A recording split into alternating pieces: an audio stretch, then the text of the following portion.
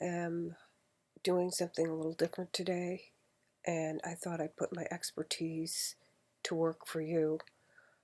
I happen to be a homeowner and a real estate agent, and I have a graduate degree from an accredited school in the United States. I reside in Virginia. My real estate license is in Virginia. I really didn't want to make this channel about real estate sales or anything like that because I was thinking, well, I'll have one separate channel just for selling homes and stuff. So, you take a video of the home, you list it, and then you put the pictures of the home on another site. You don't have all this hodgepodge of stuff. Then I started thinking to myself, a lot of people that I approach, a lot of people approach me because I have a real estate agent license, and they say, I'd like to buy a home.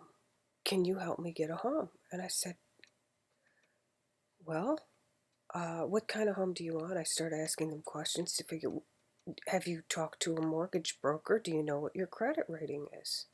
No, I don't know my credit rating. Well, you cannot get a mortgage loan if you're paying cash. Well, if you've got a couple $100,000 cash, that's fine. But actually, most people mortgage their homes in America, where I live. And so there's a lot of questions. People will get into homes and have buyer's remorse because they didn't ask themselves the right questions. On top of that, people will get into a home, even with a good real estate agent. They might do some things for example, with my buyers, when I have a buyer and we're going to put an offer on a home, I tell them to make the sale contingent upon a good inspection. And then when we get the inspector over there, they might find some problems, and then you renegotiate the contract and you say, well, this needs to be fixed, that needs to be fixed. Because, when you get an inspection, sometimes you uncover things that you didn't expect, like a leak in a main pipe coming in the house, or, the inspector might find something that you wouldn't notice. So you want a good home inspector. By the way, I could probably do another video on home inspectors. I happen to live in Virginia and do real estate in Virginia. And anybody can hang the name home inspector on their title, and there is no licensing standard. But if you are getting a government loan or like a veteran's loan, the VA wants their own certified licensed inspector because they're guaranteeing the loan. The VA loans are great. If you are a veteran, buying a home can be a little bit, well, let's put it this way. They can help you to get into a more, the standards they have are a little higher than for general public as far as criteria in a home, and they don't want to lose money if you don't pay the mortgage, and then they have to guarantee the mortgage, turn around and sell the house. So they're going to have higher standards. So you want to buy a home, right? You've been looking at homes on Zillow, Truella, Realtor.com. You're seeing what you want in a home. That's all fine and good. What you want on the exterior, what you want on the interior, what you want in the price, what you qualify for, right? Down the road, when you get settled in your new home,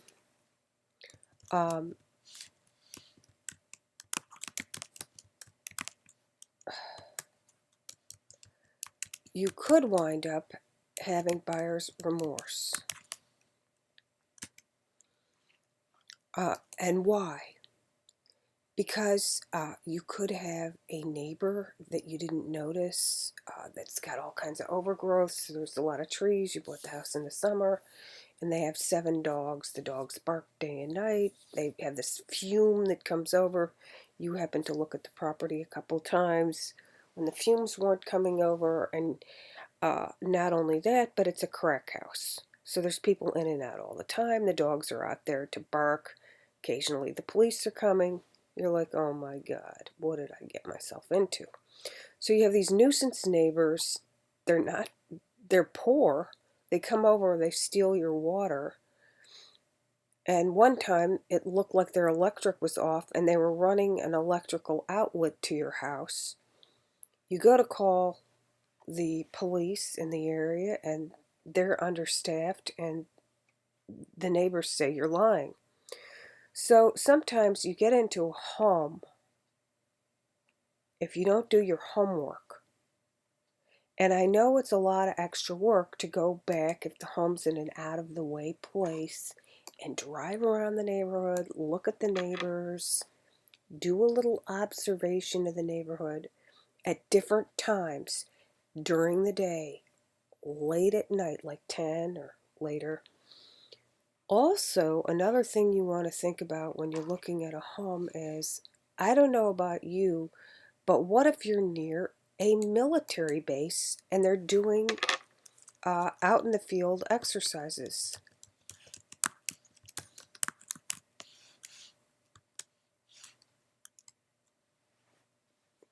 So, what you need to do when you go to buy a house, do not rely totally on your real estate agent. Because realtors or real estate agents, while they do have an ethical duty to disclose known material facts or defects, one of the things is you have to realize that they might assume that you know it's near a military base or a nuclear power plant that had a leak 5 years ago because it was all over the news. They might assume you know this. So when you buy a home, it's an exciting time. It's a big choice in your life. Especially if it's a personal home where you're going to live. Now, if you're buying the home to invest, which is what a lot of billionaires do, they come over here and they invest in property, and they want to rent it or they have it sit. So some people just invest. They want it as an investment. They want passive income. Or they want to flip the house. Now, it used to be illegal to flip homes until after the housing bubble burst. So I've had a license since 2005. Before that, it was illegal, but they changed the law in my state to allow it. You weren't allowed to buy a house and turn it around and renovate it in 30 days and try to... so real estate, let's see. So another thing a lot of people like to do is they like to go get a home built. That takes a while, and it's different. Different kinds of problems with that. I'm talking about buying an existing home pretty much. Now, there's real estate that is residential and commercial, right? So that's how they divide it up in the real estate world, the terminology in this area. So let's say you've got children, you want a home for children, or you've got a pet dog, you want to have a place to walk the dog, you want to have a fenced-in yard. These are all considerations. Now, you might want to have a swimming pool, or you might want to have a condo, and you want to have something that you don't really have to, you know, maintain. You just pay a fee, and they maintain the fee for the common areas. So a lot of times condos will have a workout room, they'll have a club room, and you can just tell the management, in their common areas, everybody owns them. So you can get this with apartments as well. But let's say you just want to get a condo and you want to rent it out. Well, do they allow that? You've got to do research on that. Maybe you want to have a timeshare or a summer property. There's all kinds of real estate arrangements. And, and a lot of times people will have rules. And there's a lot of scams out there, so you got to be careful when you're dealing with real estate. Who you talk to. If you talk to a realtor or a real estate agent, ask to see their license. They're supposed to carry their license with them all the time. They have a license number. You can look it up on whatever state or area they live in the United States. There's a thing called the Realtors Association here, and active real estate agents, almost all of them, most of the brokers make you, you have to be a member of the Realtors Association. But the real estate industry has changed a lot over the past decade or so. It used to be, from what I understand, by mistake. All right. So Realtors Association. Oh wait, here, let me take. Realtors is a trademark, by the way. So this is the National Association of Realtors, and then you'd have one in your state, right? Okay, let's say you're trying to buy a home. Why would you go to a realtor as opposed to just a regular real estate person? Well, these people have a code of ethics. Most of them pay dues, a couple hundred, maybe 600 a year or something. They pay local dues and national dues. And they have a lot of information in here that you can go look at. Research reports, research statistics, housing statistics, commercial research. So that's commercial property lending profile. So when you're buying a home, you're deciding on, you could buy an apartment above if you want to have a business. Let's say, and this is one of the key things, lifestyle. Let's say you're a baker. You want to bake vegan pastries, which are unusual. You have a niche market. So you ask yourself, I want to be having a shop, and I'm going to be spending 10, 12 hours a day with that shop running it. I'd like to have an apartment above a commercial property to run my bake shop. Or maybe you want to have a nursery in the country and sell landscaping stuff, doesn't, whatever it is. Or maybe you're an accountant and you want to have an office off the side of your building. Entrepreneurship. Are you an entrepreneur? I'm an entrepreneur, by the way. So you ask yourself questions about what you want to do. Get it down on paper so you don't forget.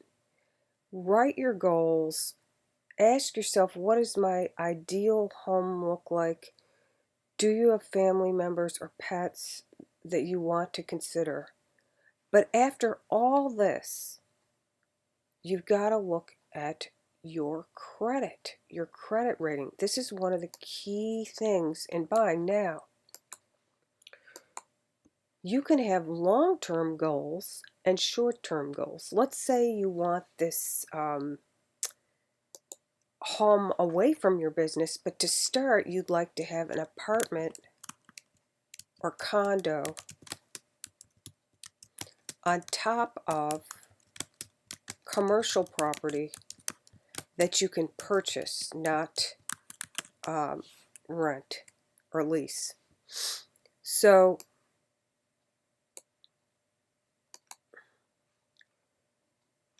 multi-use mixed property, right? I don't know if this is... So you can have a mixed use development. Here you've got a little shop down here and up here. Then you have to talk to zoning to make sure you can cook in there if you want to have a bakery, right? Because you've got to check all these rules, because some areas will say no, you can't. I know somebody that wanted a commercial property. They didn't say what it was for. They got the property, and the county said no, you cannot have you can't cook there, and they wanted to have a daycare center. And so they had the daycare center, but they had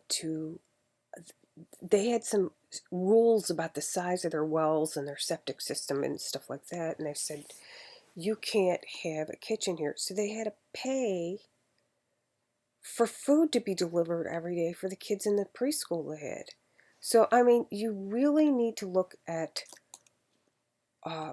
zoning and things like that. And the real estate agent typically needs you to convey to them your specifics. Okay? You could be in an area that's mixed use, but it only allows offices. It doesn't allow cooking or factories or any kind of production that involves food service. So maybe they don't want food service there, or they don't want a daycare there. You've got to find out what the particulars are. Now, maybe the majority of homes, 70% want, this American dream of a little simple home with a picket fence, and and here you go, right? This is like, okay, just a cute little home, little yard, maybe enough for me and 2 kids, with a little garden. Maybe I could have some tomatoes in the summer, like a cottage. Nothing elaborate. Keep the electric bill low. Just a place to sleep at night and maybe stay in my entire life. I can retire there when I'm old, and it's not going to have too much upkeep because it's not, grandiose or anything. So what are your purposes? What do you want? Do you want a long-term residence? Most people move within 5 years of their home. So these are very important questions that you have to ask yourself. Now, so I think it starts with people going on places like Zillow and looking at the prices, but first start with can you get a loan? What's your credit score?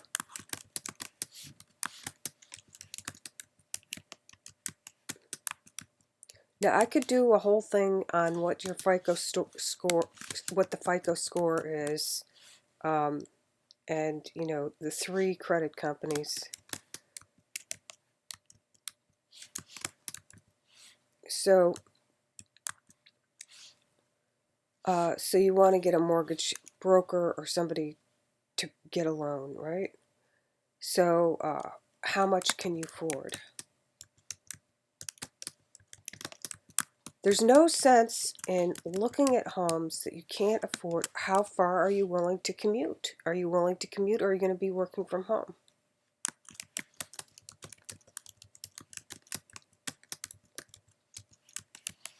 And then factor in wear and tear in a car and the cost of commute, if you're going to commute.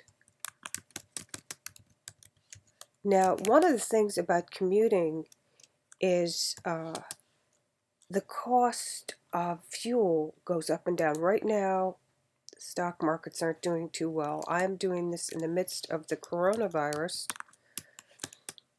And, I've seen a lot of stuff happen since 2005 when I got my real estate license.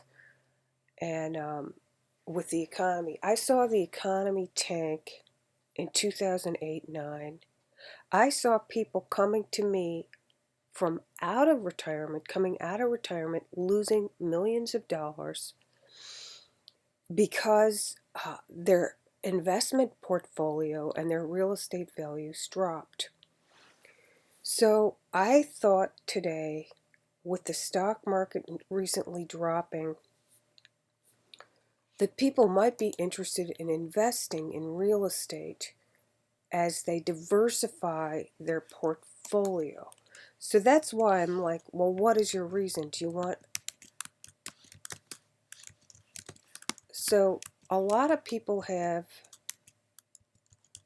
their retirement tied up. I'm multitasking and I can't focus that well sometimes when I'm doing that. So I do apologize. Sometimes I'll do sticky keys or whatever. So here we are. And I want you to, if you're trying to get real estate, and are you going to pay cash or get a loan? Do you have money for an earnest money deposit?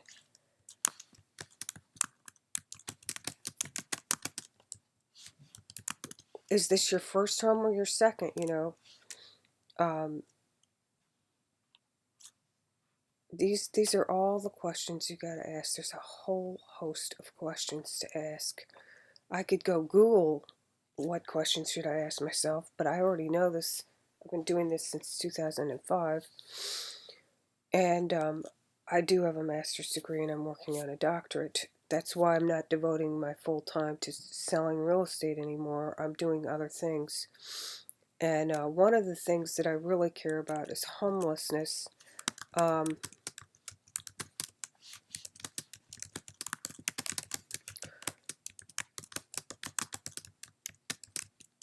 So maybe you want to buy agricultural property. Maybe you want to have a orchard and an organic orchard.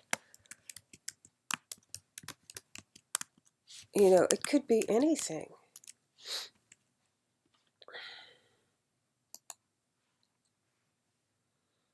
So there's a lot of trends going on in real estate. And you've got to ask yourself, what do you want? What kind of lifestyle do you want? What's practical for your income? Did you want to start a business? What's your credit rating? And things like that. It's very hard when you've had some sort of catastrophe or financial setback if your credit rating goes down the hill. Another thing is things like bankruptcy. If you've declared bankruptcy in the past 7 to 10 years on your credit reporting, that's going to kind of make it difficult for you. I guess I should put that with credit. There's a whole bunch of factors that go into that. So one thing you can do is, I've talked with mortgage brokers.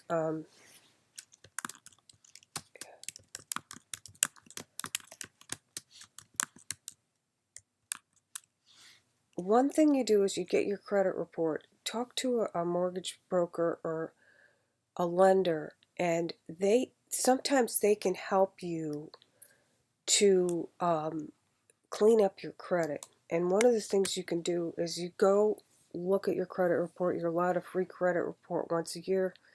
Go look on there and see if there's anything on there that shouldn't be on there. You can go in and you can dispute it. You go online and check it, and you can clean up your credit a little bit.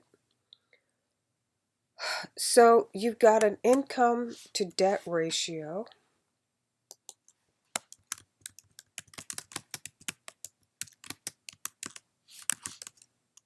And so how much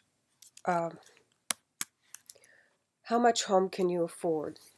I'm just assuming, this person's wanting a home for their family. A lot of people just want a little home. So what are your needs in the home?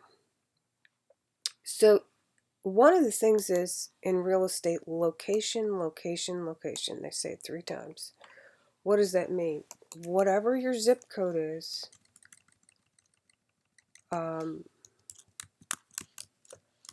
determines a lot about the cost of the home. And let's say you want a zip code in New York 10583.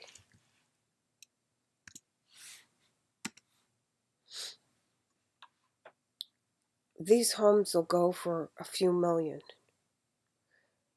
You can get the same home in another area for a quarter of that price, but it doesn't have the public service. The taxes are really high on the real estate. When you buy a home, you got to have a real estate tax. But you can rake your leaves to the end of the driveway, or have a gardener do it, and they have trash service rolled in. The mail carriers bring the mail right up to your house and put it in the slot on the door if you get a slot in your door. Now you go in these poorer neighborhoods, you got to walk across the street, and you have to get your mail across the street, across a busy road. Or they'll have mail in little boxes in a rural area, all clustered together.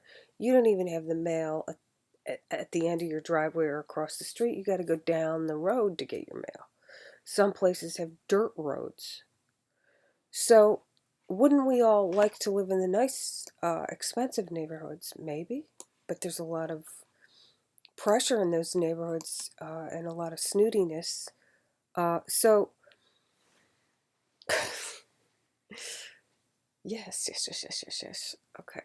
Um, so the location's going to determine your cost, right? People know that. A lot of people probably do, but some people don't. They're new to buying homes, so I thought I'd mention it. And I'm just kind of joking around a little here. So these are some of the questions you want to ask yourself, but I will tell you, I've had people that have had buyer's remorse and say, well, you didn't tell me that there was a nuclear power plant less than 50 miles from this home. I'm like, I didn't think it mattered. A nuclear power plant within 50 miles of your home? Why are you concerned about that? Well, evidently some people are like, you need to disclose that there's a dump 10 miles from my home. If you sat there and went through the list of everything that mattered to them, you need to tell your real estate agent, you need to say, look, I don't want to be within 50 miles of a nuclear power plant. I don't want to be more than 10 miles from any commercial property. Well, here's the problem. You could conceivably put someone in a home, right? In 5-10 years, they're like, I want to be in this home, I want to retire here. And then the local ordinance board or a real estate board or whatever the community has votes that a power plant wants to come in the area, and they're going to take the land and they're going to build it because you're out in a farm area, in a rural area, and they want to put the power plant there. And you're like, I moved out here so I wouldn't be near anything, and here they are putting this here. So one of the things is, what's going to happen 5 years down the road? What kind of projects might be in the works by the county or location you're in is up for debate. But let's just look at it this way. Normally, things take a while to change in areas. Focus on a few things that are important to you Make short-term and long-term goals. Reassess your goals every couple of years. Stay in touch with someone you trust, a real estate agent or somebody that you know that's a professional that can help you uh, look, because it's a lot of work to look for these properties and research them. A good real estate agent will do the homework, but you've got to communicate effectively what you want in the real estate. So, you know, and you've got to be realistic. What can I afford right now? Do you want to wait and buy something and then gradually move up? I'll tell you, I think real estate's one of the best investments around. And I think during 2006 there was an over um, you know, what happened was there was a confluence of different events that happened that caused the value of homes to drop. And one of them was, whenever you've got a lot of rentals in an area or you've got a lot of foreclosures, you wind up decreasing the value of the homes. And what happens is, when the price of the homes goes up, sometimes the mortgage companies get a little more aggressive in foreclosing, and they try to get the equity out of the home. And what is equity? Equity is what is left in your home, the value of your home, okay, compared to how much you owe off the principal. So you've got a loan, right? And let's say you have a loan and um, you take a loan out of your home, you live in it 15 years, and it's really cheap home, maybe you've got $130,000 equity, the house is worth 500, and you've paid off 300 of that over 15 years or something. Well, you can get a second mortgage on your home, you can get a home improvement loan, or you can sell your home and move up to a bigger home. So this is equity, this is value in your home. I've always thought that real estate was a good investment, and the problem is it's a long-term investment. The markets go up and down with the stock market, but the real estate home value, usually it goes up, and it goes up with whatever the mortgage rates are a lot of times.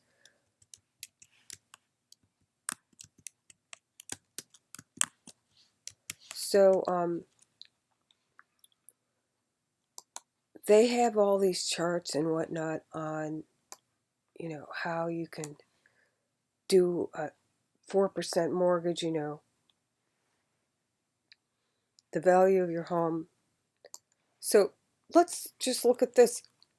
How much did a home cost in the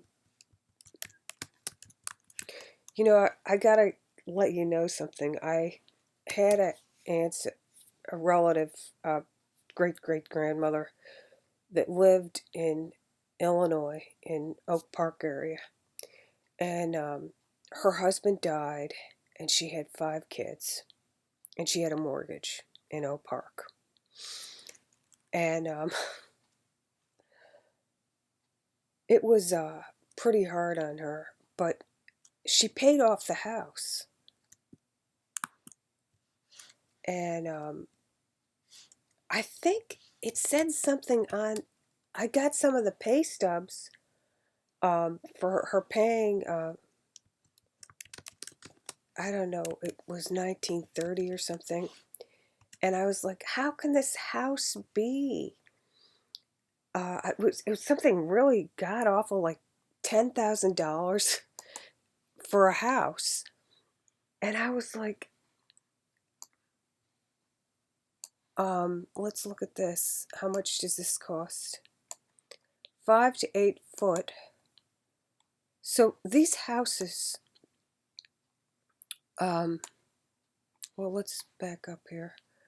The houses didn't cost that much, but the wages were lower. So basically what it is, the minimum wage was $2 an hour or $1 an hour, or somebody that's earning a lot of money was earning $30,000 a year. Nowadays, $30,000 is like near poverty level. But for one person, it's, on the edge. But, well, it does depend on your location, because in rural areas, your money will go further than in local areas. So one of the things about real estate is we're always having this inflation, and this entire house is $872 to build. Now, the same house might still be standing right now, and it can be selling for like 400,000 in a neighborhood that's somewhat established.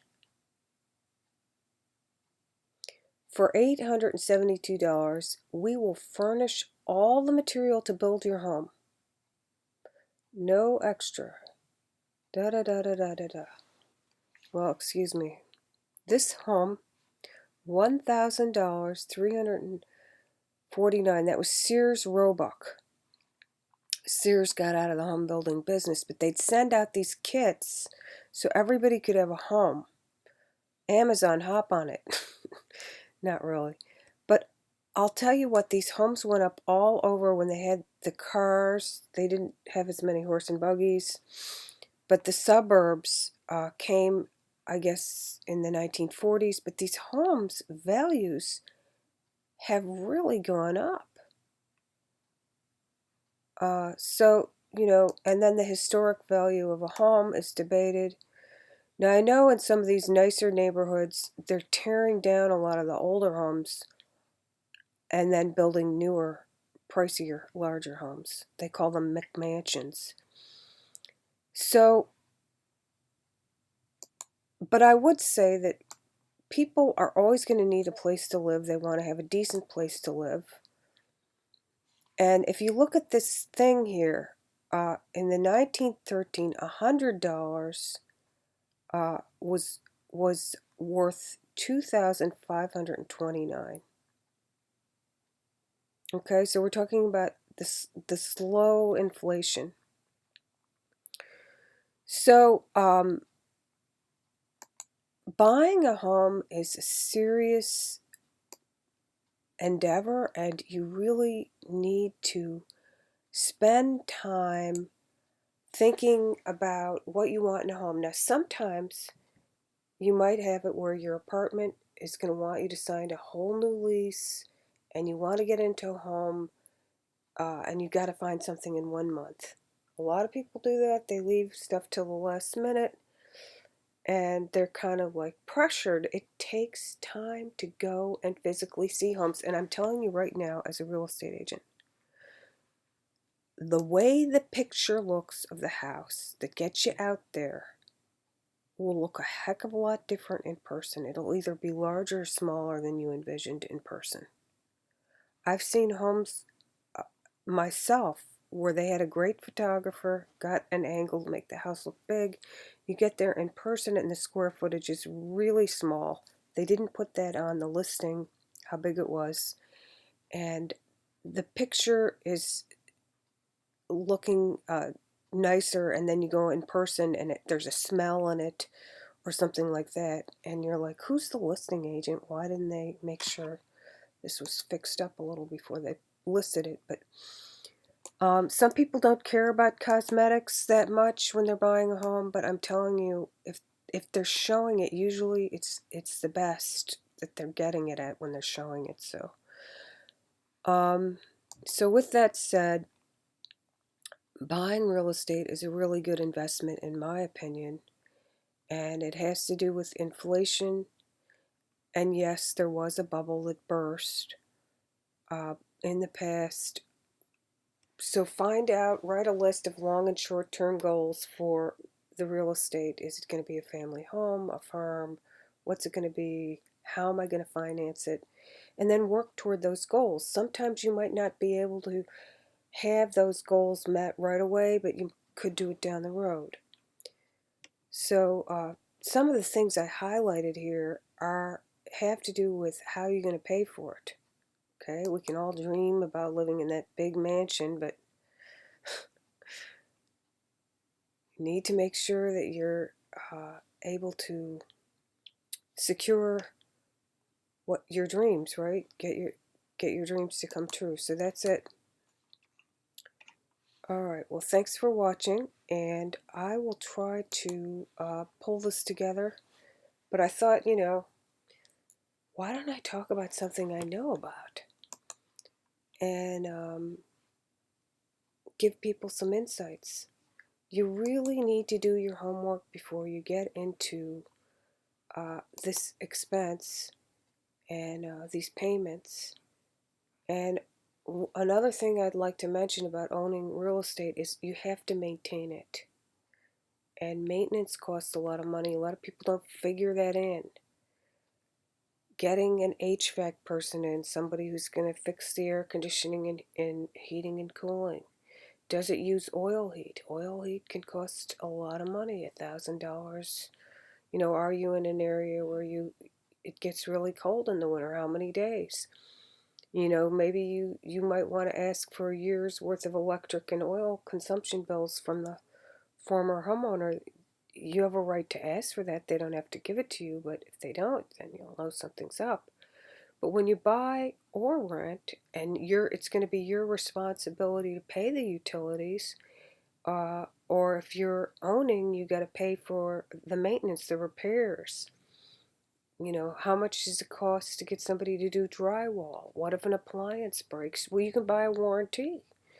You can buy home warranties that can cover some things along with the insurance.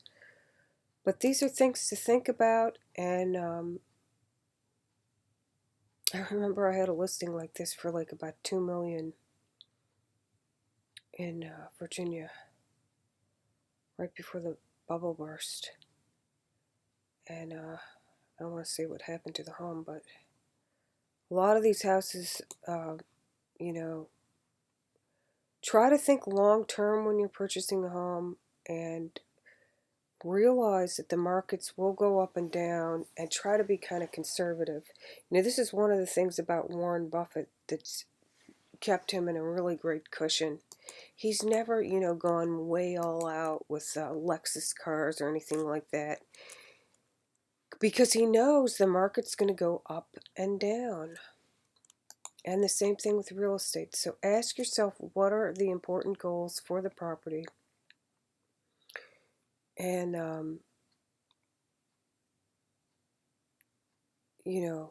ask all these questions. And when you're ready to buy, most real estate agents are not going to take you looking for a home unless you have pre-approval for a loan and they have a price for the home. They're not being mean. I've had a lot of people come to me and say, let's go look at homes. I'm like, I'm not going to ride around in my car burning up gas having you look at homes you can't afford, or you just want to see the decorating. I've got better things to do with my time. Nothing personal. All right, well, guys, thanks so much for stopping by. Take care. Good luck in your endeavors.